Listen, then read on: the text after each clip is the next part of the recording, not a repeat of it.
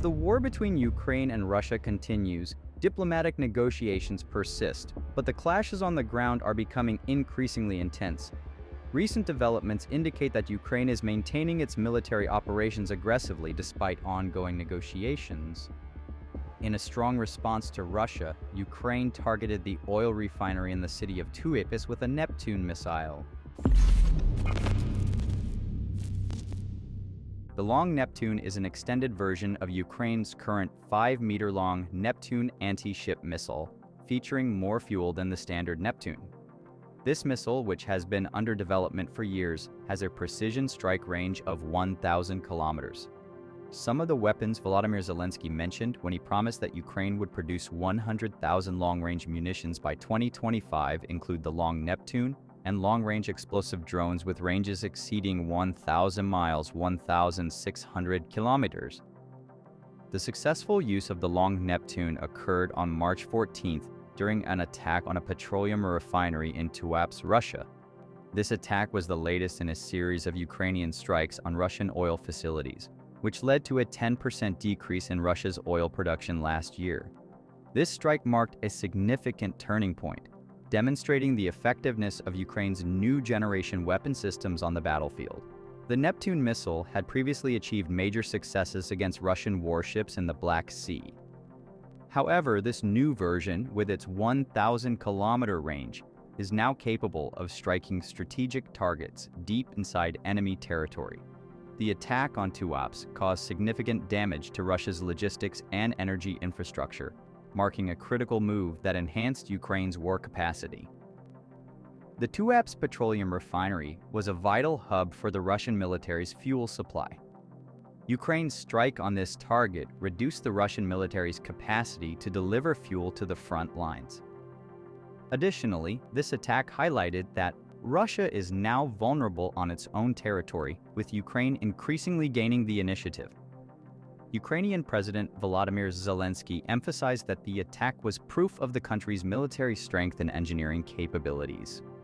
"We are grateful to the engineers who developed the Neptune and the heroic soldiers who used these weapons successfully. Ukraine will continue to use all of its capabilities to defend its freedom," he said, boosting morale among the Ukrainian people. The long Neptune is a crucial weapon for Ukraine because it has a greater destructive power than attack drones. It also reduces Ukraine's dependency on long-range munitions from the US and Europe. The US was seen as an unreliable ally under the Donald Trump administration, while Europe lacks the capacity to produce the advanced cruise missiles Ukraine needs. Other Ukrainian-made munitions are also approaching the front lines, including air-launched glide bombs and ground-launched ballistic missiles.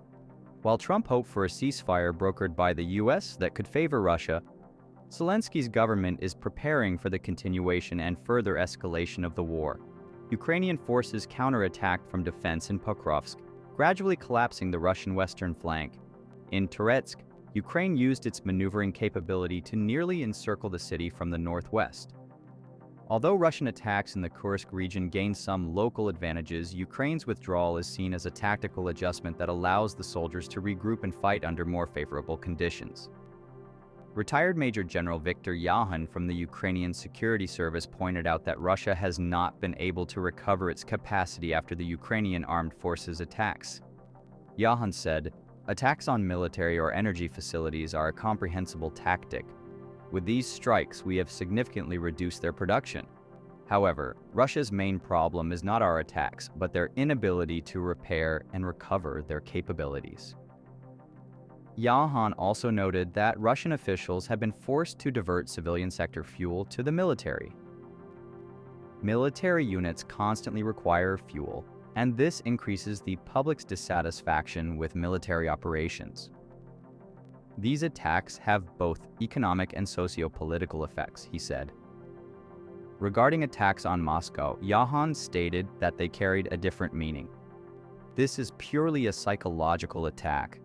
People in Moscow live in a different information space. However, they are reminded by the explosions that the war is still ongoing." March 15, 2025. 78th Obertrot Rai units detect a structure where Russian forces are hiding in the region. Russian soldiers typically use ruined old buildings as shelters to protect themselves from airstrikes and surveillance systems. However, these structures are far from providing solid and secure protection. Ukrainian forces direct an FPV drone to the identified shelter. Following an attack with the drone's explosive payload, the structure is heavily damaged and collapses. During this time, the Russian soldiers inside quickly move to another shelter to survive. However, Ukrainian forces detect this movement instantly and send another FPV drone to the second shelter.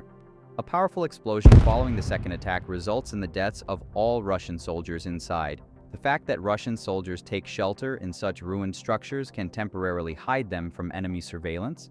However, in modern warfare, these types of shelters are far from being safe havens. Especially against advanced reconnaissance systems and precision strike FPV drones, these shelters offer only a temporary solution and ultimately turn into deadly traps. March 13, 2025. A tank from the 1st Tank Brigade of the Ukrainian forces is advancing toward a Russian position near the village of Vodyeny Druhe in the Donetsk region. After the tank reaches an optimal position for the attack, it opens fire on the target with intense firepower. The consecutive shots severely damage the Russian positions, and much of the fortifications in the area are destroyed. In the shared video, there is no indication that Russian forces have retaliated. It is assumed that the Russian soldiers in the position either withdrew from the area or were neutralized during the attack. Additionally, it is speculated that the area may have been used as a potential munitions depot.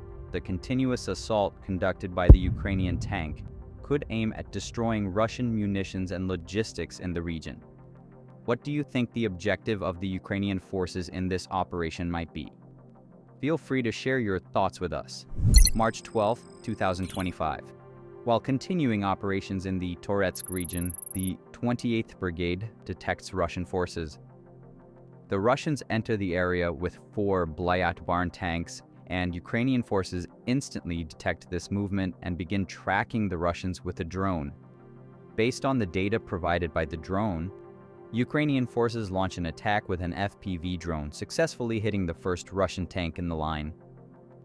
With relentless attacks by Ukrainian forces, all the Russian tanks are gradually destroyed one by one. After all 4 Bleedbarn tanks are completely eliminated, some Russian infantry disembark and scatter in the region. However, their movements are quickly detected by Ukraine's tracking systems. Ukrainian forces use a Vampire drone to target the scattered Russian soldiers and drop bombs on them. The Russian soldiers have no safe area to seek refuge from the drone attacks, which makes it even harder for them to survive. Unable to leave the area, the Russian soldiers realize they won't survive for long. They attempt to flee to underground areas or other shelters, but Ukrainian drones constantly detect and neutralize these escape attempts. As a result, all 4 Russian tanks and the Russian infantry are neutralized. March 17, 2025. Ukrainian forces detect 3 Russian soldiers in the region. These soldiers are advancing on foot across open terrain when they notice a Ukrainian drone approaching them. Realizing the situation, the Russian soldiers begin firing to shoot down the drone. However, their shots miss, and the Ukrainian drone effectively hits the first Russian soldier. After the explosion, it is unclear whether the wounded Russian soldier is alive or not. After the attack, the remaining 2 Russian infantry soldiers retreat in the direction they came from and begin moving in another direction. At this point, the video does not show what happens to these soldiers. However, it can be assumed that their chances of survival are quite low. Due to continuous surveillance and drone usage by Ukrainian forces in the region, the escaping Russian soldiers have very little chance of hiding. March 18, 2025. The 67th Motorized Rifle Brigade detects Russian ATVs near the village of Basivka on the border of the Sumy region. Ukrainian forces immediately open fire on one of the 2 ATVs. The ATV is destroyed in a large explosion, but the Russian infantry soldier on it manages to survive. This soldier quickly boards the other ATV and begins to move away from the area. The Russian infantry soldiers, after driving around on the ATV for a while, enter a wooded area in an attempt to hide. However, shortly after, they emerge again and continue to flee. These maneuvers can be interpreted as an attempt to evade drone strikes. The Russian soldiers must have realized that Ukrainian forces continued to track them. Ukrainian operators continue their tracking mission with patience, waiting for the right moment. Eventually, when the right time comes, Ukrainian forces launch an attack and hit the target with perfect accuracy.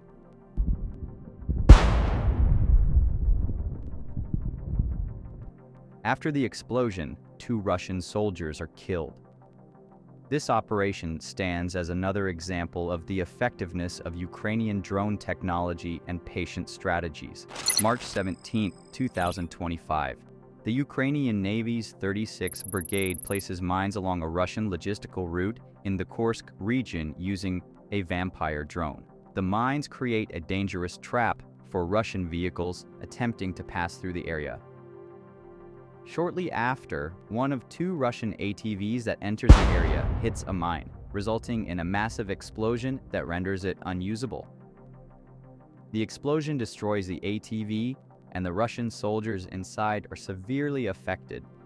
The other ATV continues its journey without taking damage, but due to the panic caused by the explosion, all Russian infantry soldiers begin looking for a place to hide on foot.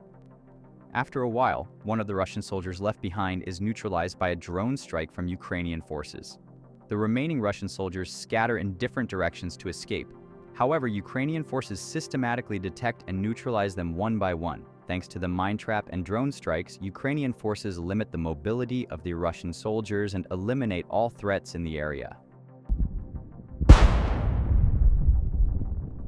March 18, 2025, Ukrainian UAV operators from the Ivan Franko Group continue their operations with determination, gaining a significant strategic advantage over Russian forces. The Russians have established a logistical route along the Karlovka-Seledovo highway, as this road is crucial for equipment and ammunition shipments in the area. However, Ukraine is denying access to Russian forces trying to use this route to reach the region.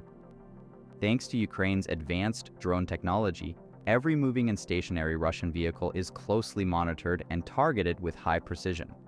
Ukrainian forces consistently follow this route and destroy all Russian vehicles with drones at every opportunity. These systematic strikes not only cause significant physical losses to the Russians, but also have a psychological impact, instilling fear in Russian soldiers.